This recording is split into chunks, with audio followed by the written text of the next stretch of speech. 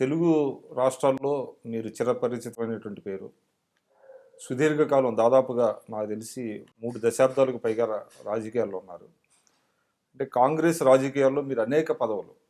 కాంగ్రెస్ ప్రభుత్వంలో 14 సంవత్సరాలు మంత్రిగా, 5 సంవత్సరాలుగా మీరు శాసనసభ్యులుగా, 5 పర్యాయాలు శాసనసభ్యులుగా ఎన్నికయ్యారు. రాష్ట్ర విభజన నేపథ్యంలో 2014లో కూడా మీరు ఎన్నికల్లో పోటీ చేసిన తర్వాత అనూహ్యంగా బీజేపీ పార్టీలో జాయిన్ అయ్యారు. ఏంటి కారణం? కాంగ్రెస్ పార్టీలో జరిగిన పరిణామాలు, కాంగ్రెస్లో ఒక రకంగా నేను అనేక పదవులు అనుభవించినప్పటికీ కూడా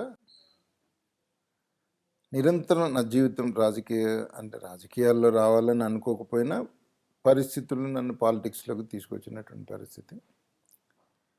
సరే, వాట్ ఎవర్ ఇట్ రీజన్ పాలిటిక్స్లోకి రావడం, 5 సార్లు శాసనసభ్యుడిగా ఉండటం, 14 సంవత్సరాలు మంత్రిగా ఉన్నా. నేను 5 ముఖ్యమంత్రుల దగ్గర పనిచేసినాను.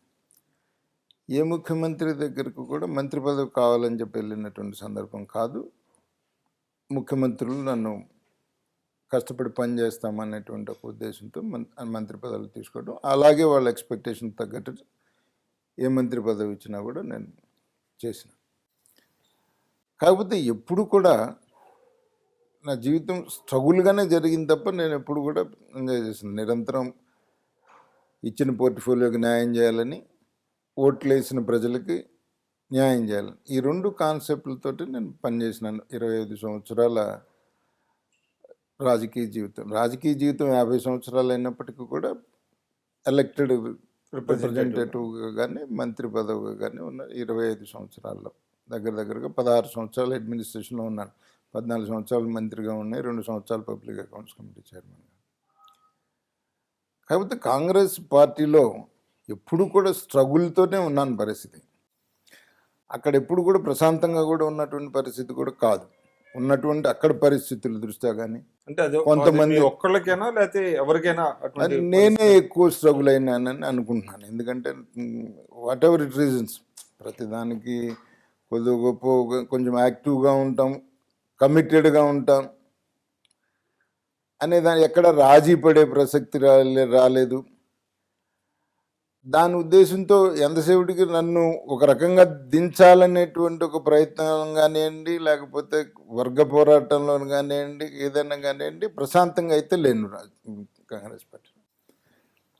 2012 నుంచి జరిగినటువంటి పరిణామాలు, ఢిల్లీని కాస్త దగ్గరగా చూడటం, అక్కడ ఉన్నటువంటి నాయకులు కొంతమంది వల్ల వెక్స్ అయిపోయి కాంగ్రెస్ పార్టీని వదలాలని చెప్పేసి అని అనుకున్నాను. ఎన్నికల ముందు కనుక వదిలితే, నాకు తతిమా పార్టీలు ఎన్నికల ముందు ఆఫర్ చేసినాయి, టికెట్లు ఇస్తామని కానీ, లేకపోతే మొత్తం 2014 ఎన్నికల ముందే ఆఫర్ చేశారు, వస్తే టికెట్ ఇచ్చి లేకపోతే ఎక్స్పెండిచర్ కూడా పెట్టుకుంటామని కూడా. నాకు తెలుసు నేను పెట్టేటువంటి ప్రతి ఖర్చు అప్పు చేసి పెట్టాలని తెలిసిన కాంగ్రెస్ పార్టీలో తెలుగుదేశం వచ్చిందంటారా లేకపోతే వైఎస్ఆర్సీపీ నుంచి ఎక్కడి నుంచి అయినా కానీ డిఫరెంట్ పార్టీస్ ఆఫర్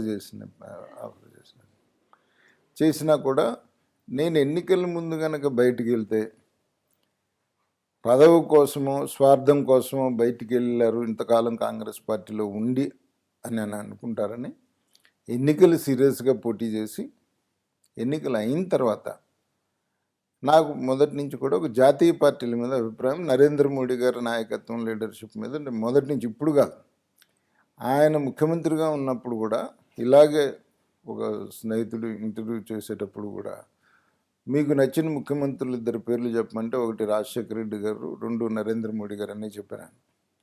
ఎందుకంటే ఇద్దరు కూడా